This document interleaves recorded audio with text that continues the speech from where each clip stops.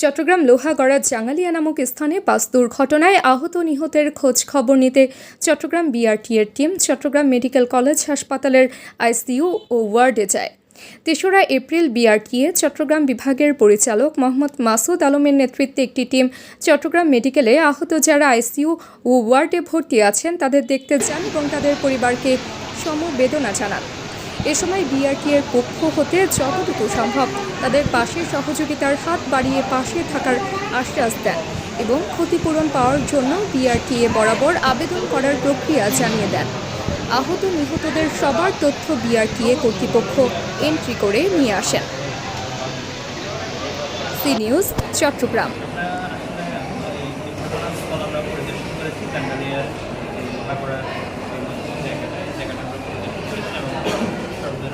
কারণ নির্ণয় আমরা চেষ্টা করেছি।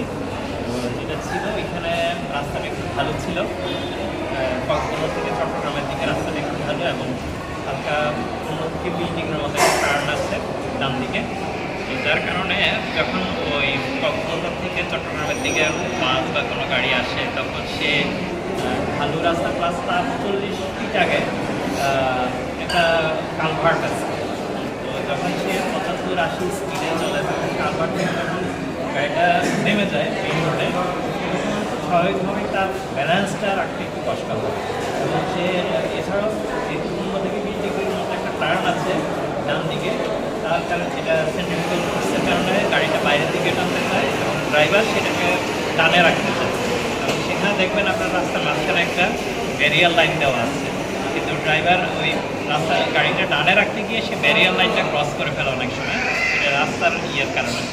তো যার কারণে দেখা যায় যে অপোজিট থেকে যে গাড়িগুলো আসে তখন সে হয় তার ডানে চাপতে বাধ্য হয়, না হয় এখানে পার্শ্ব সংঘর্ষ হয়। এই ঘটনাটি ঘটেছে। আর এছাড়াও আরেকটা কারণ হচ্ছে লবণবাহী গাড়ি থেকে ইয়ে পড়ার কারণে, পানি পড়ার কারণে এই রাস্তাটা পিচ্ছিল হয়ে যায়। রাস্তাঘাট লবণবাহী গাড়ি চলাচল করে, যার কারণে যখন পরে সূর্যটা উঠে বিশেষ করে 6টা থেকে 7টা থেকে তখন রাস্তাটা পিচ্ছিল থাকে, যার কারণে সেটাও মানে গাড়িটা গতি নিয়ন্ত্রণ প্লাস গাড়িটা নিয়ন্ত্রণে রাখা ড্রাইভারের জন্য একটু দুর্লভ হয়েছে। বিভিন্ন কারণে এটা অনেকগুলো কারণে এটা সমস্যা হয়েছে। আমরা মনে করি কোনো একটা কারণে হয় না, এখানে অনেকগুলো কারণ আছে যার কারণে অ্যাক্সিডেন্টটা। এটা যেন ফার্দার মানে না হয় এই জন্য আপনারা কি করবেন? না হয় আমরা অলরেডি অবজারভেশন দিয়েছি যে রাস্তাটা যাতে আরেকটু প্রশস্ত করা হয়, কারণ রাস্তাটার উইডথ হচ্ছে আমরা মেজার করেছি 19 ফিট 6 ইঞ্চি। তো এটা যাতে যেহেতু 6 ইঞ্চি দুইটা গাড়ি চলাচলের জন্য একটু ন্যারো, আর এটা একটা চট্টগ্রাম কক্সবাজার মহাসড়ক, এটাকে আরেকটু আরও প্রশস্ততা বাড়ানোর জন্য। এছাড়াও যেটা দরকার সেটা হচ্ছে রাস্তার মাঝখানে একটা ডিভাইডার দরকার।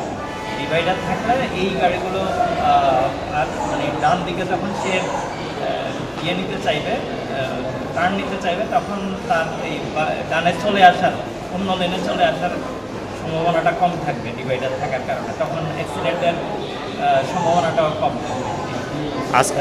তাৎক্ষণিক ব্যবস্থা হিসাবে বিআরটিএ আমরা লাল পতাকা সেখানে স্থাপন করেছি, যাতে ড্রাইভাররা সেখানে, যেহেতু এটা অলরেডি 3 দিনেই 3টা অ্যাক্সিডেন্ট হয়েছে এবং অলরেডি বেশ কিছু মূল্যবান প্রাণ আমরা হারিয়েছি, সেই কারণে আমরা সেখানে তাৎক্ষণিক ব্যবস্থা হিসেবে বিআরটি সেখানে লাল পতাকা দিয়েছি, যাতে ড্রাইভাররা সতর্ক থাকে, এই জায়গাটুকু সতর্কতার সাথে পার হয়ে যায়।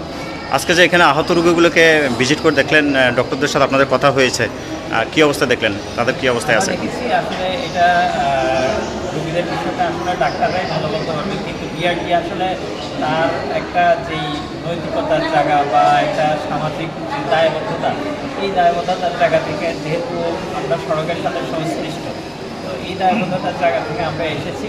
আসলে আমাদের কাছে প্রতিটি জীবনই মূল্যবান, এই জীবনের আসলে কোনো ক্ষতিপূরণ হয় না, জীবনের কখনো ক্ষতিপূরণ হয় না প্রতিটি, কারণ একটা দুর্ঘটনা সারা জীবনের কান্না। এই দুর্ঘটনাটা একটা পরিবার, যেমন আমরা এই দুর্ঘটনায় আমরা দুটি পরিবারের প্রায় আমরা 10 জন লোক এখানে প্রাণ হারিয়েছি। এটা কখনো মানে আপনি সান্ত্বনা দিয়ে বা কোনোভাবে এটা কাভার করা যাবে না।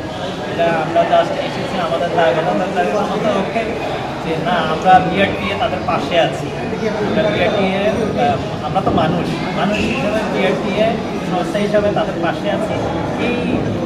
এছাড়াও বিআরটিএ আমি বারবার বলি যে এটা আসলে কোনো ক্ষতিপূরণ হয় না, এগুলো এটা কোনো ক্ষতিপূরণ হয় না। তারপরেও বিআরটিএ ট্রাস্টি বোর্ডের থেকে আমরা নিহতদেরকে 5 লক্ষ টাকা করে এবং আহতদেরকে 3 লক্ষ টাকা করে আমরা দিব।